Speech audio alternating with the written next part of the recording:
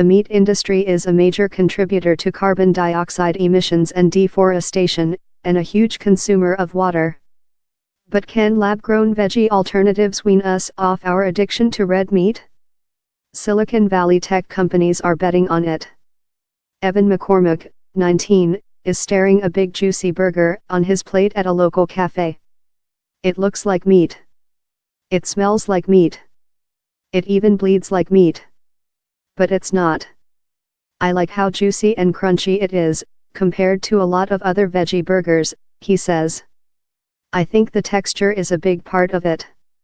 Made from ingredients such as wheat, coconut oil, and potatoes by Impossible Foods in Silicon Valley, this burger might even fool his meat-loving friends at college, he believes.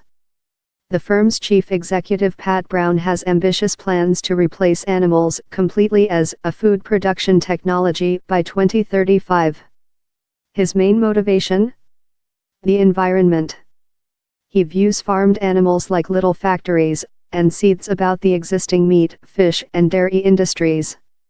That technology is the most destructive technology on Earth, more than fossil fuel production, the transportation system, mining, and logging, he claims. It's a major source of greenhouse gases, and the biggest user and polluter of water. He has a point. Livestock production is responsible for 18% of total greenhouse gases, according to the Food and Agriculture Organization, FAO.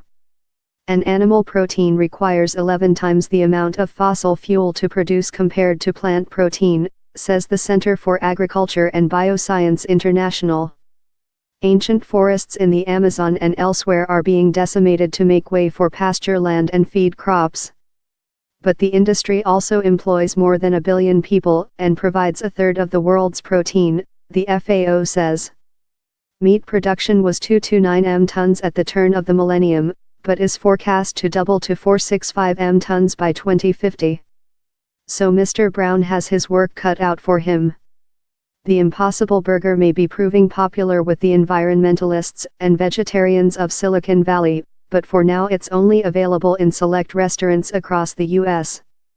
The company produces about 500,000 pounds of burgers a month at its Oakland factory and plans to ramp up production for supermarkets by 2020.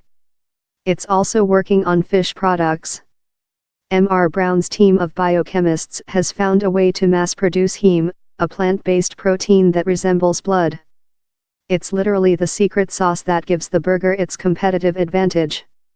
The team has adapted existing technologies, such as gas chromatography, mass spectrometry, and texture probes, to analyze the smell, taste, and texture of meat.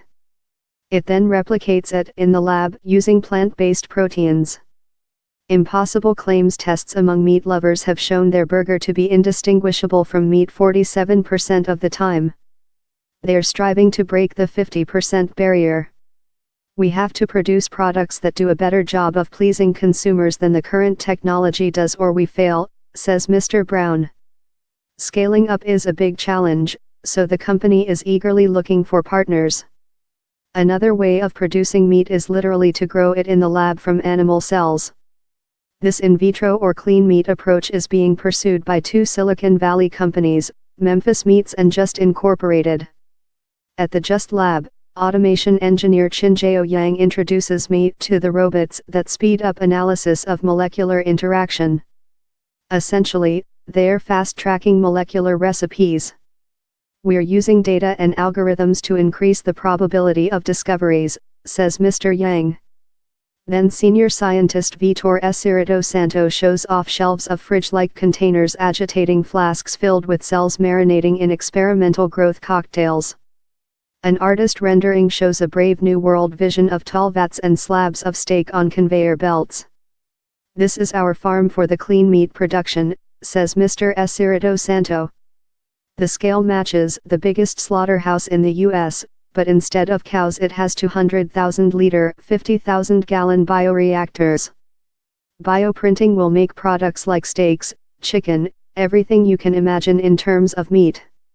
He says the company will release its first ground meat later in 2018, with higher complexity products coming over the next few years.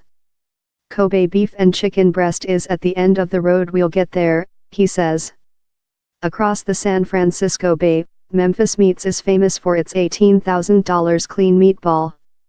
Chief Executive Uma Valadi tells me his mantra is, better meat, less heat. By growing meat in the lab, he hopes to reduce greenhouse gas emissions from meat production by up to 90%. With funding from Bill Gates and Richard Branson, as well as traditional meat suppliers Cargill and Tyson Foods, Memphis Meats has some serious money behind it.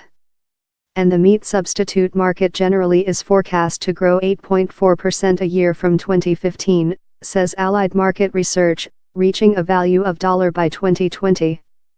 But can these tech start UPS really take on the formidable might of the global meat industry? Back at the cafe, Evan McCormick's father Richard, who's been vegetarian for decades, is less enthusiastic about the Impossible Burger than his son. He thinks it's indistinguishable from other veggie patties. It's $3 more than the standard burger, he complains. Why? Because it has a little red flag in it.